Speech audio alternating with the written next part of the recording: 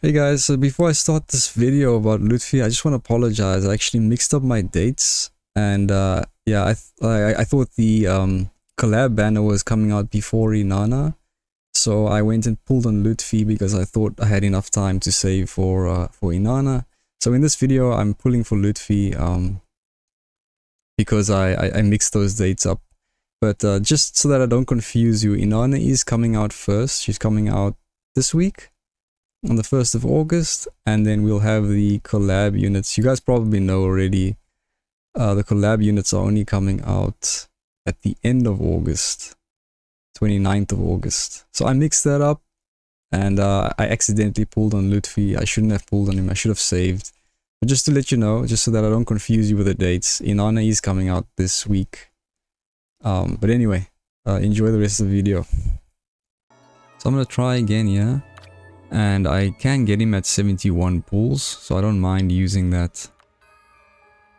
But yeah, we're gonna try again, yeah. I really just want this unit for that vulnerable 3 that he has on multiple units. So I kept pulling on the Emperor Tarot last time. I think I'm gonna choose something else.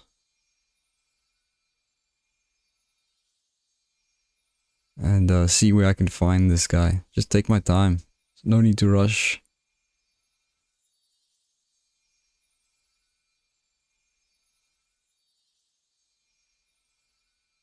So where is Lutfi? Something with a sword maybe?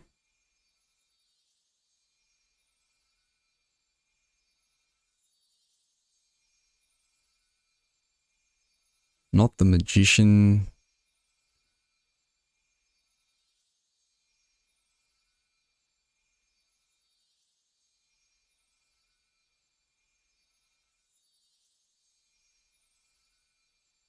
I think the fool is the one to go for.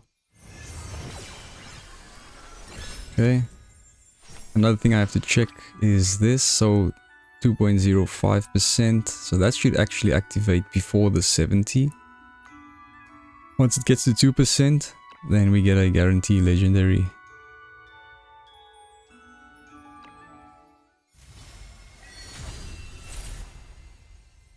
Let's pull on this one again.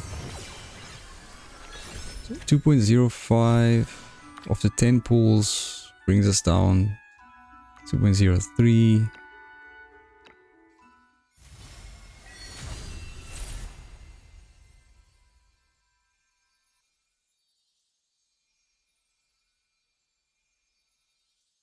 Go for justice. I'm not sure if that hit the 2%. It may have hit the 2%. We're not guaranteed to get Lutfi. It's just 50-50. Tahir. Already have him maxed out.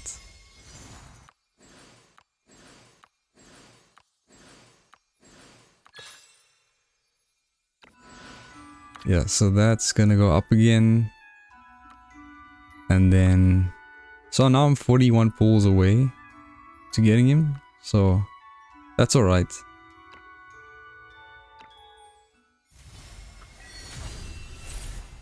So that means I'm basically going all the way to pity for Lutfi.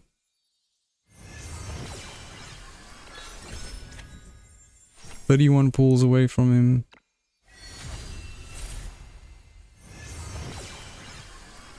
"21 pulls away. Looks like it's gonna be pity. Sadly. And then now we're 11 pulls away. Okay.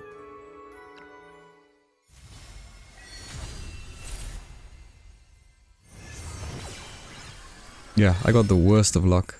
And then just one pull. And we should get him. Now take a quick look at this unit as well. I've never actually seen this unit close up. It doesn't matter.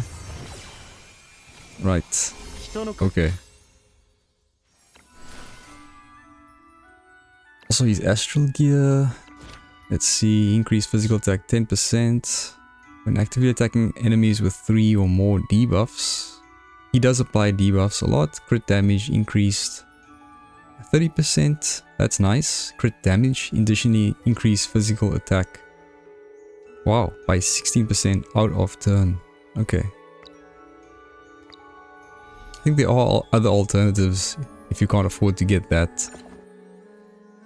Alright, so let's see.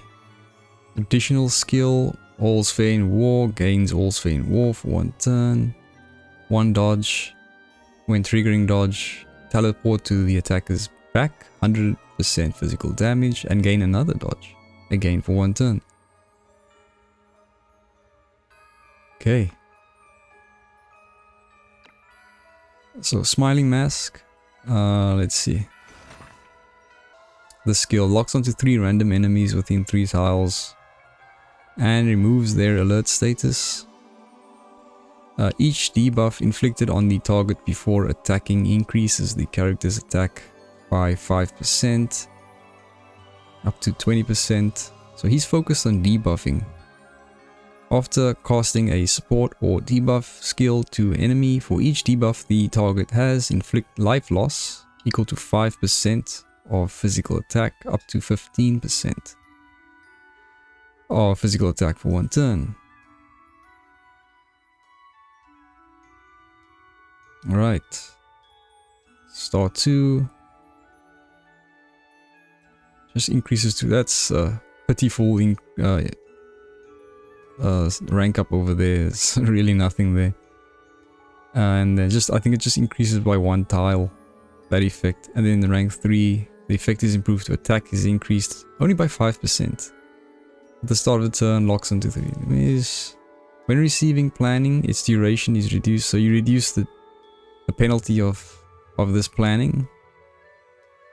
Debuff gained after using checkmate or decoy skills cannot be used above. Okay. So increases physical attack for each debuff up to 30%. Life loss also increases up to 25%. 4 stars. Shame, his attack doesn't even increase at 4 stars. Locks onto 4 enemies within 6 tiles. Additionally, only at 4 stars he inflicts a level 2 debuff. Because he needs to inflict debuffs for those extra penalties as well.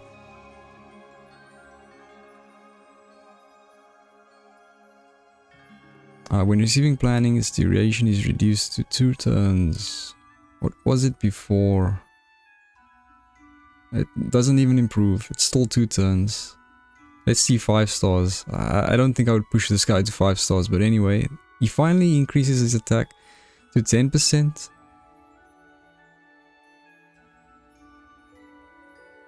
And then the planning is reduced to 1 turn. At the start of the turn, recover 1 energy.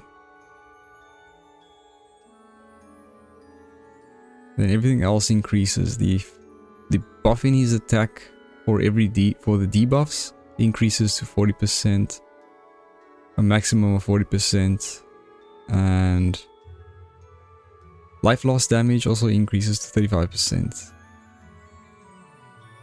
Yeah, I don't I don't think he's that great, to be honest, compared to, I mean, he's probably been overtaken by newer units, and I think Convallaria's life loss is superior to his anyway.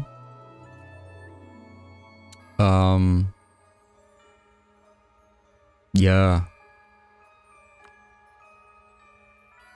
So, yeah, I feel kind of bad going to pity for this guy. But the Vulnerable 3, we'll take a look at his skills just now. It's pretty useful. Also, he's part of the Union faction. That's nice. And Alacrity as well. But I don't know if he has any leadership auras. Let's take a look. So, there's nothing going on probably at rank 1 there.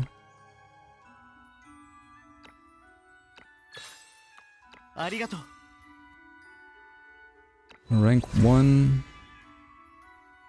Single target attack, that range is not good. That's not gonna help. And then he has a bodyguard he can summon. Yeah, both of those are skip for me. I'm not gonna use them on the skill slots. And then he's got this aura, increase crit by 20%, crit damage by 10% for all allies within 3 tiles of him. I wouldn't run that on him as well. Crit, 20% damage. This would be good for Estra if you're maximizing her damage. Alienation, passive at the end of the turn, locks onto 3 random enemies within 3 tiles of the character, inflicting no assist, attack down 2 and vulnerability. So this is basically the only skill I wanted the unit for. Is this vulnerable 3. It's great that it's passive.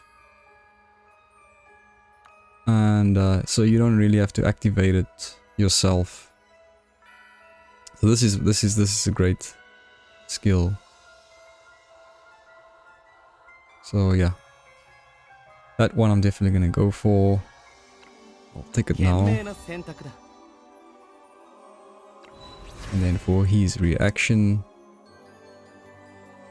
when hit by attack, reduce damage and recover energy.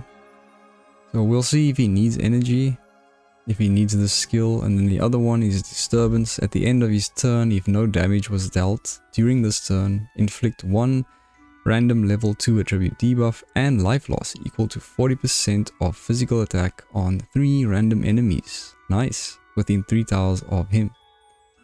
So this is the one I think I'm gonna go for that life loss. One thing I am excited for about Lutfi is I want to see how he interacts with the Hangman's Tarot that we'll be releasing later, which can increase your damage over time by like 20%. So I'd love to see how he does, and sort of have him play as a James Bond where he's just like going invisible, hiding and just applying silently assassinating units. I'd love to see how he plays using that kind of build. Just pure damage over time and just be like a nuisance. So this one I'm probably definitely gonna go for. I just want to see what his energy needs. But I think that's the one for me. Okay, and then he's got, okay, he does have leadership aura. This could be good for Estra if you're fighting bosses and stuff. One thing I don't like about leadership auras, it's always for attackers, never for support units. You don't have leadership auras that help healers to increase their healing or something, so they're just left in the dark. And when actively attacking or casting support or debuff skills, if the enemy has 3 or more debuffs, the character's attack is increased by 18% and gains Master Strategist for 1 turn.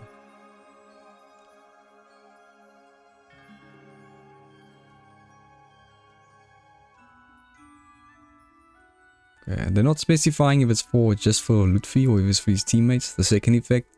I'm assuming it's for everyone. Outside of the character's turn, attack is increased by 18%. So Lutfi's he's the debuff specialist basically. And then we have decoy. Gather all enemies within 3 tiles of the character to the surrounding area. Move down 2, no active skills, which never works on strong enemies. So sometimes this is just useless. But anyway, the move down 2 is nice. For 1 turn, the character also gains decoy for 3 turns. When the effect ends, you receive the penalty of planning, which basically means he cannot use the skill for a few turns again. What's decoy? Heat buff, the character cannot be targeted by enemies, but is still affected by AoE, environment damage, and also can be locked onto. Attack is increased by 30%. So this is sort of what helps him go into his silent assassin mode.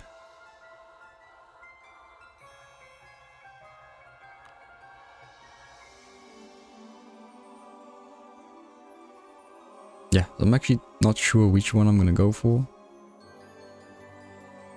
may even run this on him permanently to increase his damage. But yeah, I'll think about it. And then basic attacks. So he has single target attack, 100% damage, and inflicts 2 random level 2 attribute debuffs. If the opponent triggers attack during the skill, performs dodge, and then pursuit, dealing 40% physical damage. It's not much, and the character moves back 1 tile. Okay, and then Hidden Piece, basic attack, debuff. Steals 3 buffs from the enemy and inflicts 1 random level 2 attribute debuff. And life loss equal to 80% of physical attack. Ooh, that's nice. I think I'm gonna go for this one.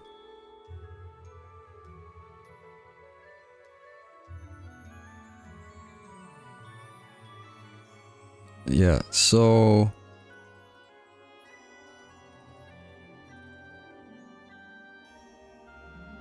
yeah, I'll get back to that one, but I think I'll go for the one on the right there. Checkmate, physical damage, teleport behind the enemy, 100% AoE damage, interesting. 4 times to random enemies. If the attacking same target, damage is reduced by 80% before attacking. Crit and crit damage are increased 50% after attacking. The character gets planning again. Shame. He keeps getting this debuff just to nerf him.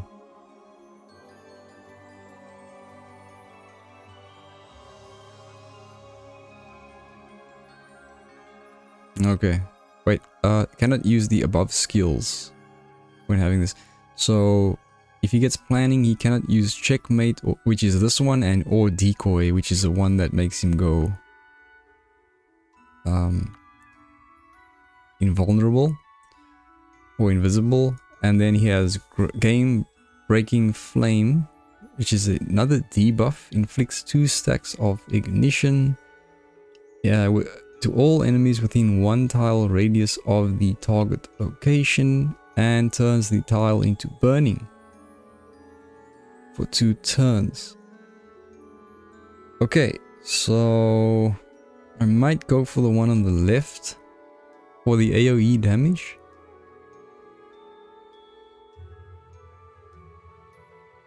And the crit damage increase and the crit chance increase here.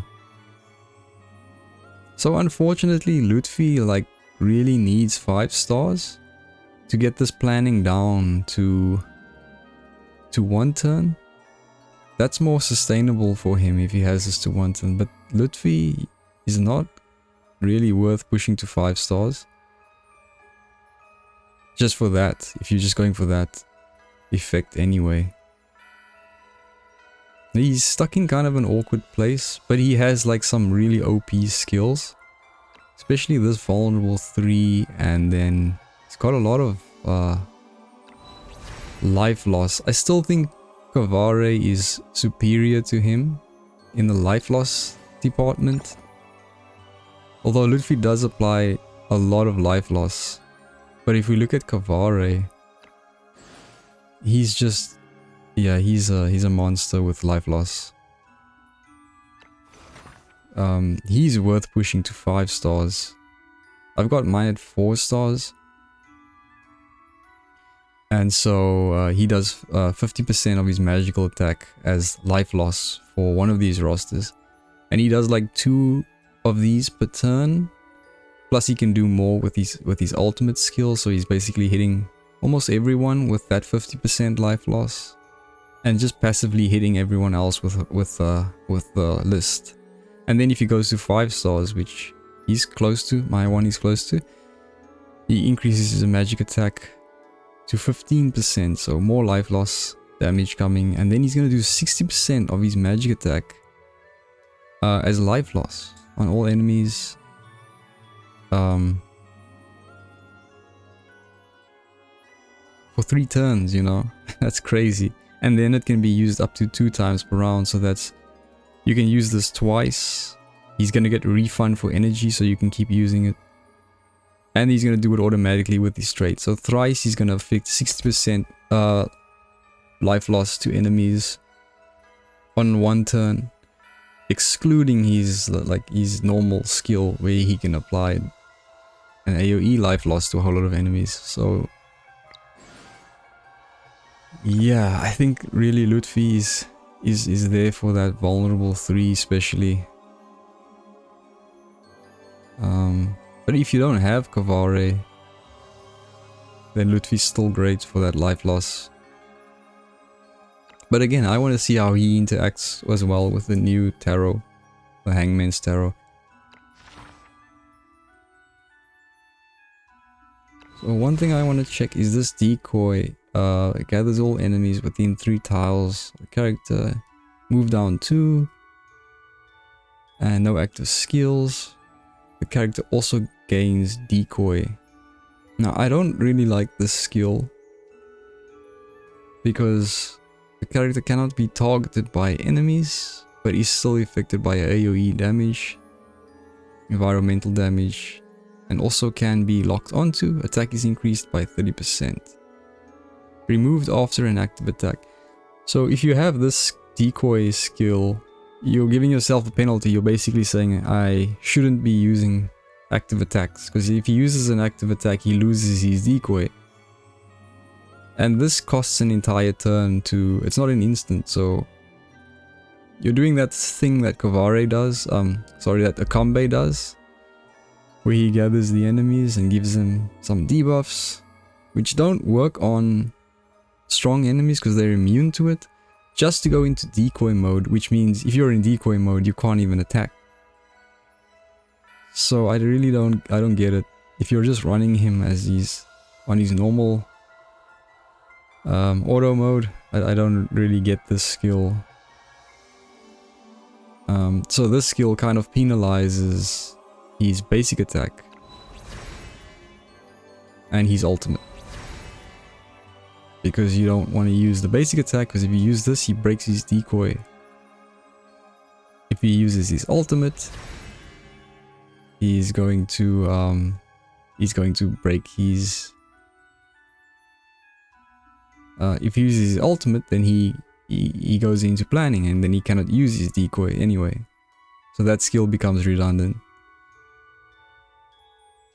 Yeah, Lutfi is a really, what is the word? Tricky unit. Like his skills are fighting against each other.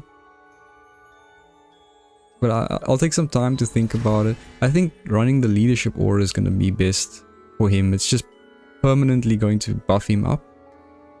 And some other units as well. But just make Lutfi stronger. I'm probably going to run that. And then I'm going to run this reaction. Where if no damage was dealt during this turn, inflicts... But again, you know, this is conflicting himself. So he's like a paradox, this guy. If no damage was dealt, so you don't want to do damage. If you don't do damage, then you get the benefits of this. But you want to be doing damage. So, but anyway, I might run this. I'm not sure of any of these. And then the leadership aura. So that's 1, 2. And then maybe I'll go for the one on the left here. Just to give him the dodge. I'd rather go for the dodge build on Lutfi and let him dodge attacks than make him go invisible, because again, that invisibility is just so conditional.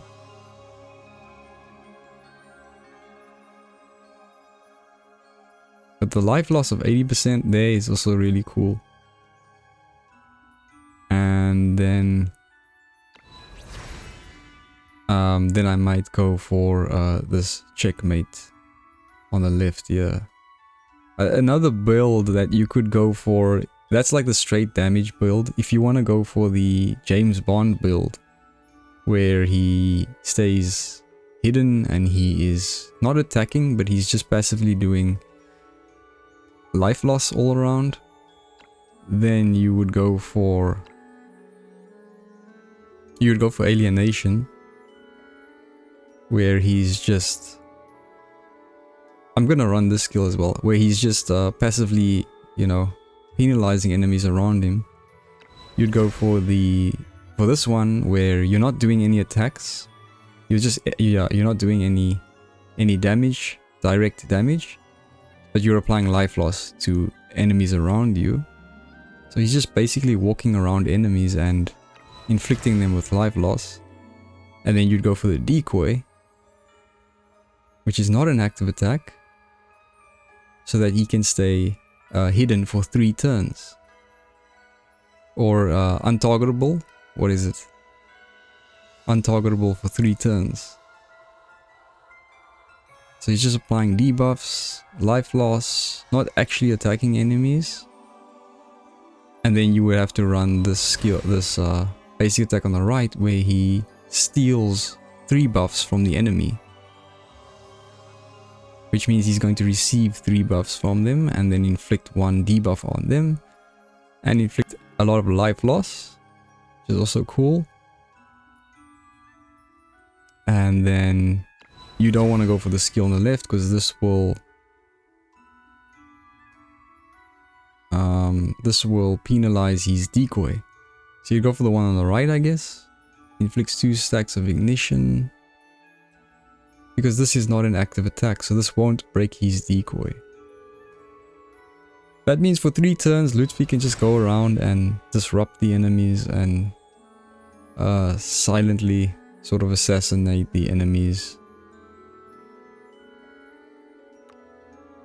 Problem is, after 3 turns, he's gonna go into planning for 3 turns. So for 3 turns, he can't go into the decoy mode. And then he's just stuck. So yeah, that's kind of my understanding of him, if I'm just going through this quickly. It really is conflicting. I'm torn between going for the direct damage build or the silent assassin build. But I think it depends on the type of content you want to play as well. Do you want to use him as an auto unit? Do you want to use him to take down big bosses or difficult missions? That will be cool. He'll be good for those missions that are really difficult, where you can use him to cheese missions that are really difficult with tough enemies like the apostles and things. So he will stay alive and just kill them with life loss, because he doesn't actually have to do direct damage to break through their shields, etc. He can just cheese them, and yeah, I think there's a lot of versatility in that. There's really a lot of value in that, because the type of content that is going to come out now is some of those really difficult missions where it's just about staying alive and cheesing enemies as well. So yeah. Anyway, that's my thoughts on Lutfi. And yeah, I don't think it was worth it. I think I went to pity for this guy. I don't think it was worth it. But still cool to see all those interesting skills. I like that he's Union though. So you can work with the...